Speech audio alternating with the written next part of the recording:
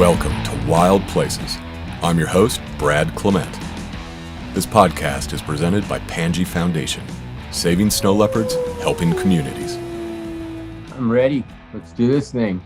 All right. Doug Stanley joins us today. Doug, thanks for joining us. And we've talked a little bit in the past about, you were the executive producer of Deadliest Catch. But I want to say that has to be one of the most successful series for Discovery Channel, or maybe in all of TV. It's been incredible. I have to say though that I was a producer of Deadliest Catch, not the executive producer. The producer emeritus, guy named Tom Beers, who's also responsible for Ice Road Truckers and Black Gold and Axemen and Storage Wars and a bunch of other decent, great shows, came from the Cousteau background. So the nice thing about that guy is he recognized who I was when he first met me, But, and that goes back to what I love. And there's a common bond between people who guide and choose guiding as a lifestyle. And you were a river guide for many, many years. What was that process? How did you start? What was it about water and about rivers as a kid or whenever you discovered this? And how did you become a guide? Well, I was on a family reunion vacation in Colorado, in the state of Colorado, and we ran as a family. We went on a commercial river trip on the Grays section of the Colorado River. Mm-hmm. And I tell you, there was something about it. I can remember to this day the excitement of just simply standing at the put-in and seeing that moving water sheeting downstream and, following that water with my eyes, to seeing where it disappears around the corner and that mystery of what's below.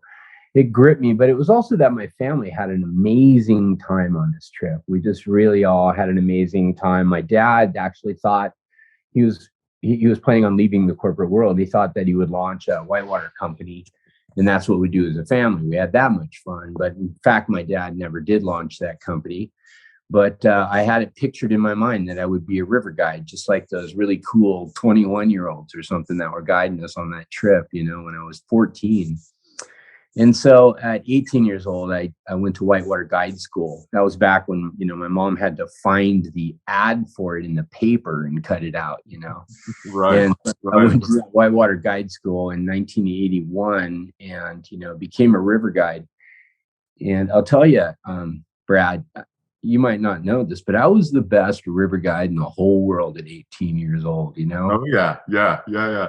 And so as, time went on, the next season, was the season of 82, 83 in the Sierras. We had 896 inches of snowfall. It was like 74 feet of snow fell that year at Sugar Bowl and on the ridges that, behind the big mountains in Tahoe that feed all the watersheds near my home in Auburn, California. But on that year, the rivers really pumped, and they pumped in a spectacular fashion where it was a really even release. So the high water lasted for a very long time, like into July. And boy, did I learn a lot. But that was also the end of that particular season. I went to Grand Canyon. And by this time, I wasn't just claiming, the best guide in the whole world status, man. I was 19 years old and, hell bent on exploring all the rivers of the world, blah, blah, blah. And I went down to Grand Canyon on a trip where I got to row a baggage boat and, showed up in my OP shorts and my Vans shoes and, got on the river, and these older guides, they're all in their 50s. And, these guys are like PhDs in geology and geomorphology and stuff like that. And, the river just stomped me. The first two rapids shocked me. I was rowing a 2,000-pound boat, and they just did not move like a little California boat, Yeah. And, I was so far off my mark that, it's not 9 feet, it was more like 90 feet each time. And I was really understanding that the power of this river is way beyond me. And so one of the guides there, Tony, took me under his wing and basically taught me to row, taught me to use the river's force and how to, capture extra energy as you're dropping the back of a wave at the right moment. You can get twice the power you could get, anywhere else. And so I started learning to row those 2,000-pound boats. And, I came home and I was certain that there was nothing but that really worth doing. And so, my life was dedicated to California rivers in the spring, exploration of rivers during the spring times in California. And then I guided Grand Canyon for 10 seasons, did about over 11,000 miles of that creek down there, and, lived 50 months of my life on the shores and bottom of Grand Canyon. And it's a place that's a great home to me. But being a Grand Canyon guide also allowed a lot of opportunities. So that allowed me to be parts of expeditions that went into, Central America and Alaska and Chile and all over the place. And it's just been a big thing in my heart. And I've been very fortunate to have been there during a change in the equipment. When I began, people rode with one leg out of the boat, and it was a bucket boat, which meant that every bit of water that came over the gunnels and the boat stayed there, and we had to bail it out. But I was there when equipment shifted and the floors became inflatable and thick, and you could lace them in instead of gluing them in. So the water just goes right through the floors. And so self-bailing boats just allowed so much more, because you could actually still navigate your boat at the bottom of the long rapids. Mm-hmm. Prior to that, we were just, like throwing 55-gallon drums of water in a boat and trying to steer it and, move it, or catch the eddy at the bottom, which is a terrifying experience when you just can have you're so far out of control, you can't even stop between. But during that time, there was a lot of exploration going on, both internationally and domestically. And there was a lot of rivers that still hadn't been rafted or run.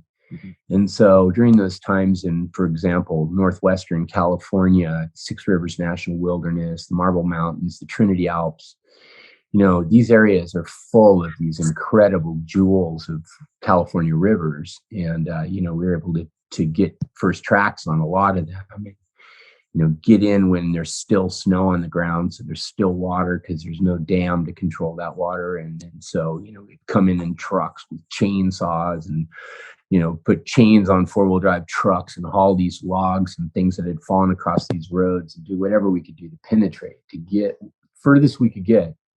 And then also it was pure exploration. I mean, you guys were going into the unknown. Yeah, absolutely. We were going in to rivers like that, and the process really is to go in and study maps. Before we went in, we would dissect the maps and try and figure out the gradient of the riverbed, which is kind of possible because the topographic lines cross the river.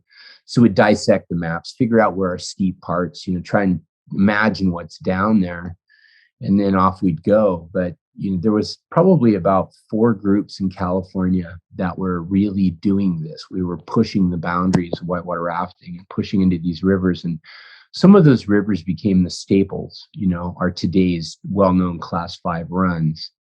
And so, among other enjoyable things in my life, to have named some of the rapids in California and been part of the exploration of rivers like Giant Gap and Generation Gap and North Trinity and a whole host of others. It's really, I'm a river man at the root. There's no question about it. As a matter of fact, the most recent trip I guided was yesterday. Really? So, yeah, we were on the river yesterday. I took my girlfriend Charlene and my sons down, and we went and actually did 2 days of river running. That's fantastic. So at age 18, 19, you are the world's best river guide, and then there's that with whatever discipline of guiding. There's that freshman year, sophomore year, you graduate. When you were in your 20s, did you enjoy the humility that you were learning, or were you impatient and wanting to get on to bigger, better things? And I think there's a process, like you just guided yesterday. I'm still guiding 20 years later in the big mountain ranges. And I feel like more and more, I'm a student of my profession. And so, how did that progress for you as you entered your 20s, 30s, 40s? Well, interesting thing here is that, it's kind of captured in poetry, my beginning and my end. There is the young river guide telling tales of charging the biggest rapids and the biggest, going on the greatest adventures and gaining, tales to tell during a cold winter's snow. There was that era, but as time went on, especially in the leadership end, I was leading expeditions, and that's really quite an art. When you have people coming from all over, different wants, different needs, different personalities, and almost all of our passengers, are paying a fairly high dollar, and so they're all kind of leaders in themselves in their world out there, and Mhm. getting them to shake that yoke is often one of our challenges. But for me, it became that instead of wanting to run the biggest rapid and take the biggest hit, I started getting off on the most subtle moves Mhm. of in the river. And sometimes that's just crossing from an eddy back into the current. But when you're rowing a 2,000-pound boat, that's got gear on it and cast iron cookware and, 27 cases of beer, it's that thing's a beast. And so just making these super subtle moves and feeling the slip of the water like a surfboard would, underneath it, and being just that little glistening moment, or hitting a wave in such a way where it tosses the spray up into the air and the sun's caught behind it, just lights it all up like jewels. There's little moments like that that really define my spiritual moments in that realm. And I'm also quite a river swimmer. Mhm. As we owned a whitewater, my partner Roger Lee and I owned a whitewater guide school for 23 years. We taught California river guides just in the spring. We'd do a couple trips. We'd do a regular school and then an advanced guide school, which was really just our cover for getting people to pay us so we could make a budget so we could go out and do another first ascent expedition. Um, but you know during that time, I was changing spiritually too. It's really getting the feel for not just the adventure but for the surroundings, and what the So surroundings nature, provided for me. whatever it is, whatever captured you, it was kind of the outdoors, the flow of nature that really touched you. Yeah, and it's kind of I enjoyed the tribal aspect of it. I enjoy, it's like getting back to humanity. Think about, you know, what is most important to us. And really, you can find it in the cave. You can get right back in the cave when we're all traveling as a nomadic group, working towards the survival of our genetic line all the time together. There's just a lot to those moments where people are really touching each other. And a lot of that, the world has fallen away. Bottom of Grand Canyon, you couldn't buy something with money if you tried. Right. A chocolate bar might help you, but yeah, and that sucks when somebody ransoms your shoe for chocolate and you don't have any. So you got one shoe for 4 days in Grand Canyon. They think it's funny. The simple things. The simple things. Yeah. So so how did you end up, was it your idea for Deadliest Catch? How did you end up there? And how did you choose Dutch Harbor and these guys who are rough and amazing and just like so Alaskan to the core? It's a really a great story because in the end, it came down to vision, and that vision was Tom Beers, and he had done a film on Alaska where it was called Wild Alaska, and it was segments showing what men really do in Alaska for work. And he ended up with the crab fishing fleet out of Dutch Harbor, and ended up on this boat and had spent just like 4 days or something shooting some footage that he came back with, and the footage was substantial. So he sent he tried to sell a show to Discovery Channel based on the crab fishermen, and at that time he had Monster House, Monster Garage, Plastic Surgery before and after. But coming from the Cousteau and adventure side, he brought Catch to Deadliest Catch to Discovery Channel, and they said, I don't think so. Who's going to want to watch crab fishermen? And so Tom believed in it, and his vision was sufficient enough to propel him to spend, 300 grand and send a small handful of us to Dutch Harbor. There were 7 of us total that went up there that first year and went out on 3 different vessels. And it wasn't Deadliest Catch. It was called America's Deadliest Season. And because Tom self-invested in it, and because he had a line at Discovery Channel, they licensed it for the premiere broadcast. And at that time, everything, and still to this day, everything's measured. So Discovery Channel has always, when they fund their own shows, they vest in them. That show's important to them. They might actually spend more money in promoting that show than they spend on the show itself. So anything that plays without that kind of promo is called cold. And so what happened is Deadliest Catch, or America's Deadliest Season, played cold on Discovery Channel and shattered all of their premiere records. Wow. And so Discovery said, wow, we really got something here. Maybe we should do the series. And that was when Deadliest Catch was born. The next year we went out on 5 boats and filmed Deadliest Catch the first year. Yeah. And your brother was with you, is that correct? Your brother filmed? Yeah, my brother did. Yeah, my brother, as a matter of fact, people call him Deadliest Todd. He is the only person to still be there that was at the beginning root of the show. And yeah, my brother is, a lot of his stories are people that have seen the show. When Captain Phil Harris passed away, that was my brother. And when boats went down or sank or things like that, my brother was there a lot, as I was in a lot of the boats going down. And so, I did 7 winters in a row in the vast Bering Sea, and at that period of my life, I'm 7 years older than my brother. At that period of my life, I decided that I would leave Catch and go off and do other shows. Like I have the designs on this Everest show we're talking about now, Brad, you and I. And the overall idea is basically that my brother stuck it out for what's now probably in his life, it's 18 years because he did the pilot season too. And it's unbelievable. I think he's up to 11 primetime Emmys now. Wow. What did it take? I'm imagining that gaining the trust of these crews. Again, these are the roughest waters in the world, and the guys that work there, they can make a ton of money, but at the core, they're pretty rough themselves. Did you have to gain their trust? Over so many years of filming them, did you become friends, or was it always business? And how did that work? Well, first of all, imagine locking yourself in an elevator for 3 months with a group of people. It's basically, even though the ship might be 150 feet long, that's what you're doing. You're living in a tin can in absolute obscurity on the edge of the earth.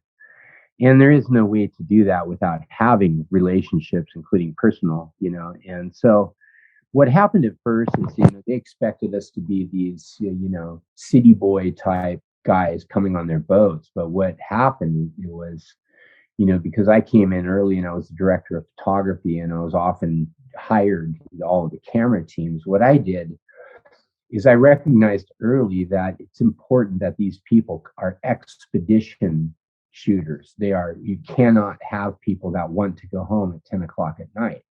This is an endless amount of work, and it's an expedition, and it needs to be approached with that idea. And so I trained a bunch of whitewater river guides.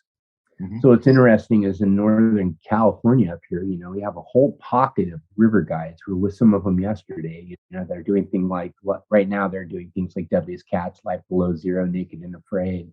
And the list goes on and on and on. But, there's this core group of river guides that all kind of began when I did a series of my own called Hell and High Water, which was about our whitewater guide school. I was actually on the other side of the lens for that one. You sent me some footage from that at one point in our history of knowing each other, and it was fantastic. Yeah, it was really really kind of one of those passion projects that was very difficult to accomplish. For me, that was the amount of money I put into that thing was incredible, and but I really enjoyed having captured the essence of what our whitewater school is like in a reality format, and the people that were involved in shooting that show and creating that show. I mean, includes such notables as the international president of National Geographic, Tim Pastor, and Matt Renner, who's the national president of National Geographic, who those two guys were the executive producers on Free Solo. If you look at that movie Free Solo, you'll see Deadliest Catch in it. The way they're building characters and everything. They had a lot, with Jimmy Chin. There's a lot of work, I'm sure, that came in from the executive level on that as well. And it's really just an honor to have worked with people like that, do things like they're doing, and combining the river community and the television community, and seeing people grow. There's been a lot of growth. There's been a lot of years, and there's been a lot of crews. And fortunately, these crews that I work with, are often the people that go to the edge of the earth or want to. Mm-hmm. Last summer I did an expedition from the Arctic up in the Beaufort Sea.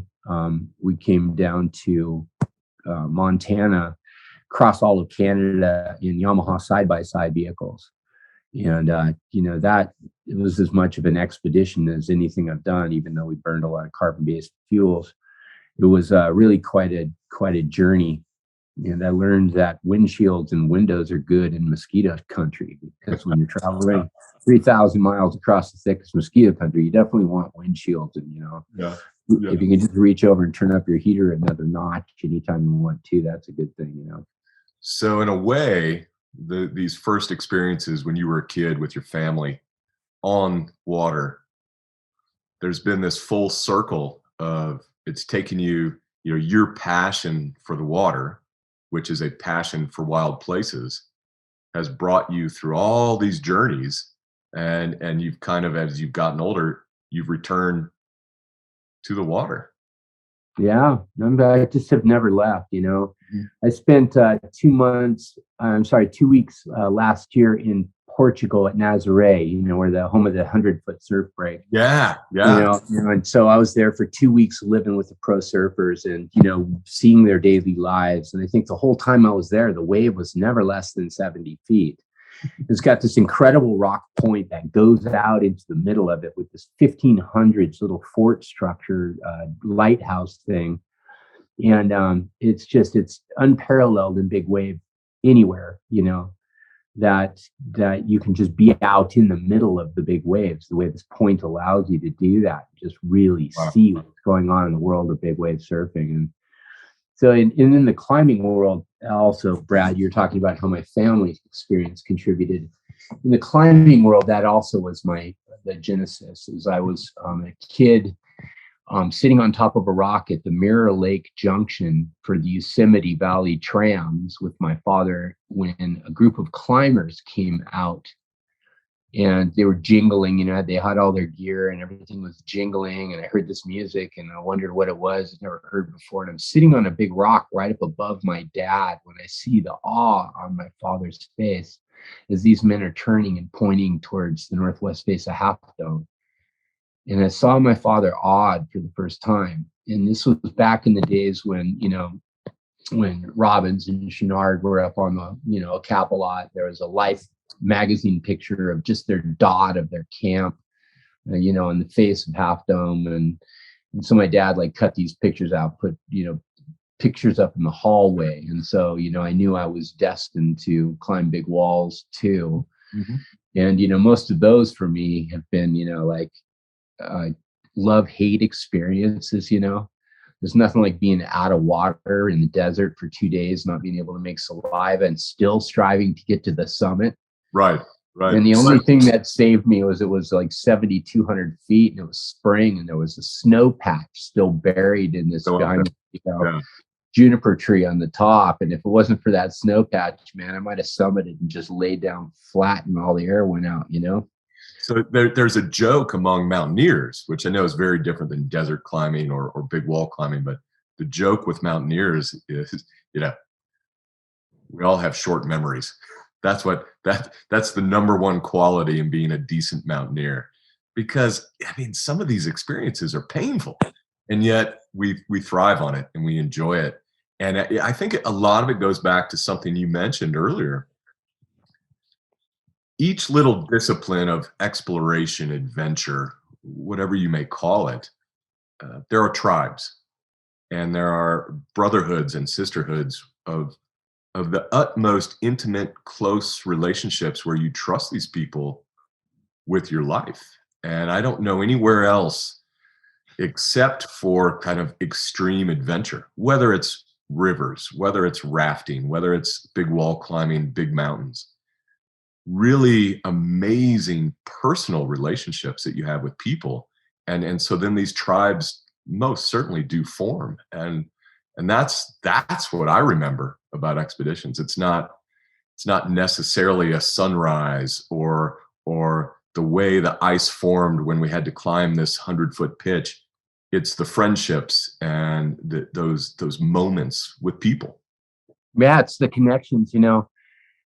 You think about it, in a Grand Canyon, you have it's a tribe that's moving, people pulling, when I was doing 12-day trips, for example, it took till day 8 till everybody's, the world wore away from them and they became just a member of the tribe and the position they naturally fit, not the position they wanted, not the position that they felt they deserved, but the actual position.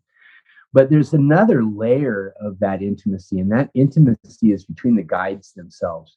I could tell I've been on when you've been on a river that, you woke up in the morning and the water was 15 feet higher, and then you still got to get to the end and you're in the canyon. And, the passengers are really, they trust us.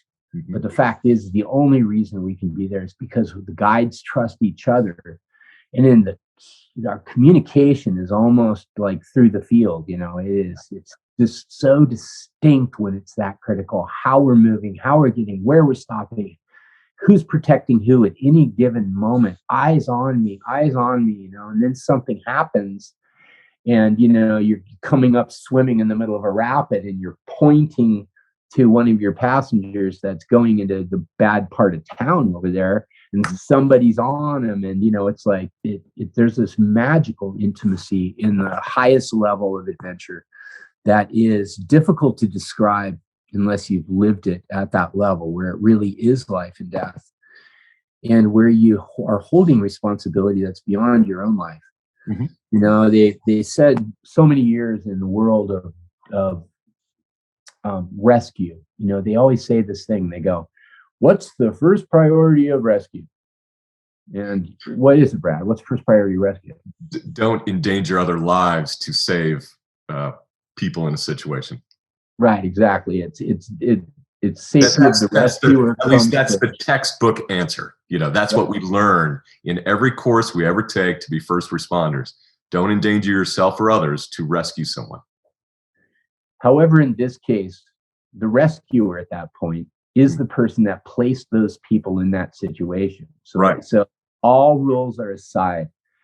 And over the course of our river rescue experience, because we guided class 5 and serious rivers all the time, stuff happens, and over the course of time, what we really learned is to be super intimate with each other in our communications and also in the river itself. We were swimming stuff regularly that people would raft, and playing in it and having this intimacy. And so, there've been times where I've come upon a situation, come down upon another group on the river, and their boat's out in the middle of the wickedness, and it's wrapped around a rock and nobody's left on it. It's just flopping out there, and, and just kind of run upstream, took my flip-flops off, dove in and swam straight into that stuff, got on it, and, deflated the thwarts and did whatever I had to do to get their boat off by myself in a much more willing situation to be part of the river. But it also, but that's because you know that water, you feel that water. And I've always said in mountaineering, because that's my context, there's a special feeling when you kind of accept the unknown.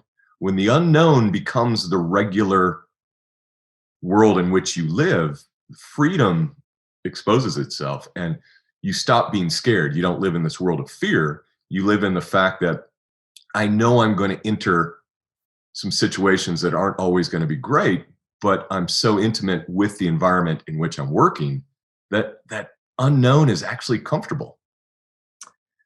Yeah, it is. It becomes more comfortable, Mhm. and it's like that. The longer you endeavor into any of these things where you're pressing yourself to your very edge, and that comes about like in Deadliest Catch, just simply sleep.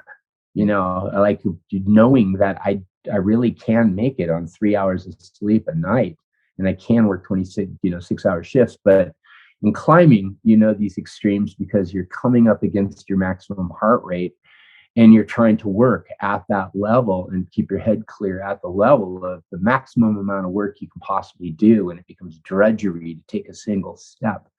But you're coming up against yourself in those moments. Mhm. And, it's kind of like,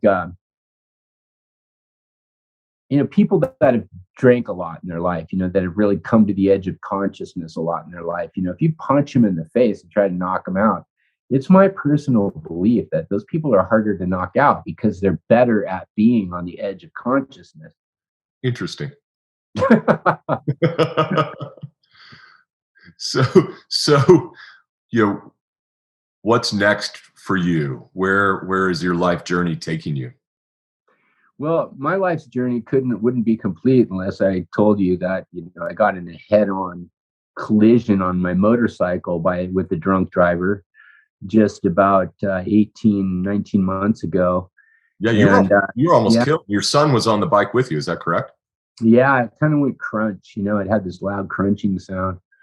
And my son, fortunately, was okay. He took the trauma of being with his dad when his dad went through terrible thing, and he went flying, but he hit me first, and so he was right behind me, and so it patted him. But Mhm. thank goodness he was okay, because boy, it'd be hard to live with. But yeah, I just picked him up from school. I was riding around a corner at 30 miles an hour right in my town when a drunk driver coming 30 miles an hour the other way Mhm. just failed to turn at the turn, and just had enough time to say what the, and that was it. But yeah, and coming back from that, just had to relearn to walk and everything. And but now I'm pain free, disability free, and swimming half a mile a day if I can, and just doing my best, eating well, and getting ready for the next adventure. Which for me, on Friday this week, Bill Pruitt is going to fly in and meet with me, and that's where we're looking at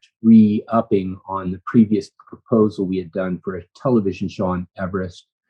This one featuring up the great mysteries of expeditions that were failed in the past, Mhm. and then recovering some of the frozen bodies on Everest and potentially some of the other peaks. And so, Bill and I are going to start exploring that and look at developing a new series around that, starting Friday. Excellent, excellent. So your journey of adventure and connection to the great outdoors continues. Well, yeah, it'll always be with me, and it's funny how I don't need to mainline it anymore. Like I can get a lot out of little things, and I can just taking my kids on the most commonly run river in California, the South Fork of the American. For me, yeah, we're camping by the cars. We got a freeway running by us. But in the little moments on the water, I find those little moments where I made that cut just right. The boat surfs just right. And it's like, you're like, oh, the little joys, I don't need to run the biggest rivers in the world. I don't need to be up there with you with your cameras all the way up under the death zone. But what I do need to do is keep the adventure and creativity going in my life to keep me sane. Is there one moment in your career, whether it's filming and producing or on the river and rafting and taking care of people through these adventures, is there one moment that sticks out? It's funny. I kind of opened my mind while you were talking to me to let what would pop in, pop in. It being interested myself, what would. And what popped in was this experience I had late in my Grand Canyon guiding career, where a woman had come on the trip that was um, she was afraid of heights. People say that a lot in our sport. I don't know if you could do that. I'm afraid of heights. Well, we are all afraid of heights. Let's face it. Some of us go up against that fear, but it doesn't make us any less afraid of that height. But there are some people who are truly afraid of heights. Like if there's a 2-foot, perfectly rectangular boulder for people to step over, they'll get down on their knees to climb over it. And so that's how this woman was. And it was at the end of my Grand Canyon experience guiding when I just took this woman by the hand and led her everywhere for 12 straight days and took her on all the hikes, no matter how terrifying, because a lot of those Grand Canyon hikes there's exposed moments in them. You're hiking in the canyons. And so she went on all the hikes, wanted to do all the hikes. And I'd learned it was like the culmination of my guiding career. I just learned to be that patient. Mm-hmm. That's cool. That's cool. So it became about the relationships and the people, not just kind of your ego and pushing to be as badass as you can be, but taking care of people. Yeah. The river guides, we kind of, those that go on with river guiding, and guides like yourself, they're people that really genuinely care about people. Mm-hmm. You cannot be self-centered and be a river guide. Mm-hmm. And so for me, the great lesson in all of that, from the 18-year-old best river guide in the whole world guy to the humble, 58-year-old who knows that a class 3 rapid can kick his ass pretty hard. There's a big journey. And I think part of that is just the journey of self-exploration that each of us are going on in our different ways, That's cool. That's cool. Well, Doug, I want to thank you for joining us today. And it's always just great to talk and learn about everyone's journey. So huge thanks, and look forward to catching up sometime soon. Great. And when I do, we'll be talking about Everest, and I'll be asking you to do something you're going to have to actually think about whether you want to do it. See you soon, man.